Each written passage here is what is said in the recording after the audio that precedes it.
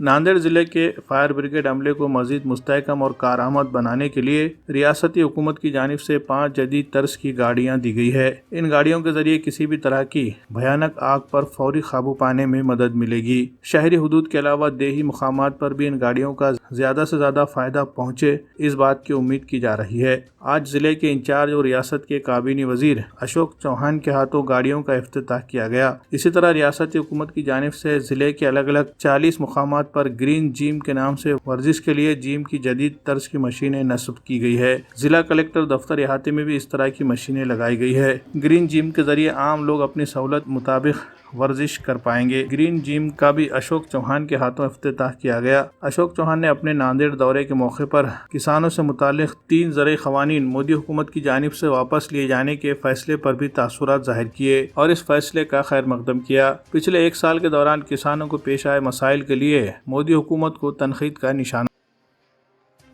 नांदेड जिल्ह्यामधल्या विविध महत्त्वाच्या कामासाठी जिल्हा नियोजन विकास मंडळाच्या माध्यमातून आज निधी जो उपलब्ध करून दिला होता त्याच्या कामाची पूर्तता आज होत आहे।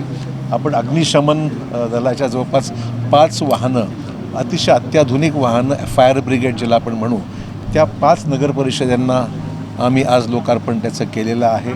आणि खूप महत्त्वाचं आहे, ग्रामीण भागात काही घटना घडतात त्यावेळेस आग विझवण्याला प्राधान्य द्यावं लागतं, त्यामुळे ते काम खूप चांगलं झालेलं आहे।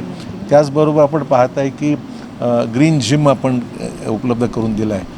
अतिशय आपल्या क्रीडा विभागाच्या मार्फत आपण ते नांदेड जवळ 45 ठिकाणी वेगवेगळ्या ठिकाणी मुलांना, लोकांना जिमचा वापर करण्यासाठी जिमचे काही साहित्य उपलब्ध करून दिलं आहे, त्याचे लोकार्पण 45 ठिकाणी आज आम्ही देत आहोत। आणि आज हा जो हॉल आहे आपला अतिशय अत्याधुनिक IT चा एनेबल्ड असं केलेला आहे। आपण डिजिटल टेक्नॉलॉजीचा वापर करत आपण पाहता या ठिकाणी DPDCच्या माध्यमातून अतिशय सुंदर प्रेझेंटेशनला लक्षात यावं इतकी अत्याधुनिक पद्धतीने सगळं प्रेझेंटेशन व्हावं, लोकांना लक्षात यावं।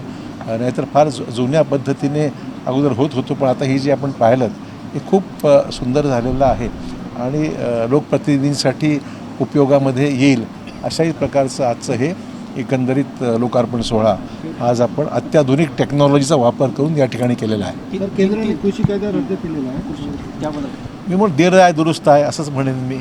खरं म्हणजे जी गोष्ट जर अगोदर झाली असती तर कदाचित 15 महिने ज्या गोष्टीला अनेक लोकांनी आपल्या प्राण गमवावे लागले, ॲजिटेशन झालं, आंदोलनं झाली, रस्ता रोको झाला, खूप यातना लोकांना सहन कराव्या लागली, वस्तुस्थिती आहे। लवकर झालं असतं अगोदर ती या गोष्टी घडल्या नसत्या। पण ठीक आहे, देर आहे दुरुस्त आहे। परिवर्तनाची नांदी वाटते का? बघूया, आता निवडणुका जवळ आल्यामुळे बऱ्याच परिवर्तन होऊ शकतं। सर, गेल्या 15 दिवसापासून नांदेड जिल्ह्यात IT चौकशी सुरू आहे, NCBची इथं कारवाई झालेली आहे, त्याच्यावर राजकीय भूमिकेतून काही गोष्टी घडत आहेत।